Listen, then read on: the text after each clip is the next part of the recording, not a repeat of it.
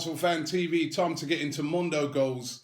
And it's really weird. It's the last Mondo goals of the season, of the Premier League season. There's actually going to be some more Mondo goals competitions going on over the Euros, etc. But this is the last one for the Premier League. And has it gone quick? The league this week is the Perfect Million League, if you want to enter that one for free. You can also, just reading it off here, off my laptop here, you can also enter the big championship for £50,000. First prize of 15,000. There's a few spots left in that if you want to enter that. And they're going to be running competitions throughout the Euros, the Copa America, and also the Olympics. All right, so you can keep entering your teams throughout that. But the last game, the last one, can't believe it. Right, listen, let's get into the team this week.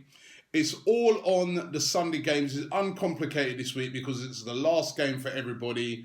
And all the games are based around Sunday. It's really, really close, by the way. Let me just take another look at that. Last week, the results were Redmen TV came top with 80 points. I was second with 76.79. And Ball Street 73.35. That means overall the score sits like this. Last week before the forfeit, Ball Street 173.8, Arsenal Fan TV 162.36, and Redmen TV 158.68. And I really don't have to do another forfeit. I just had to do the last one the other day. I don't want to end up doing another one. It's too close to call it. Anybody who has a big week this week could win it. Anyone who has a poor week this week could lose it completely. So, you know, it is really, really tight this week. And you know what? Looking at last week, I should really have done better. I had like about 4 players in my team that didn't actually play.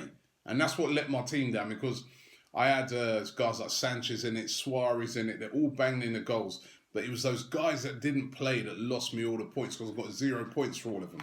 So anyway, let's get into my team for this week.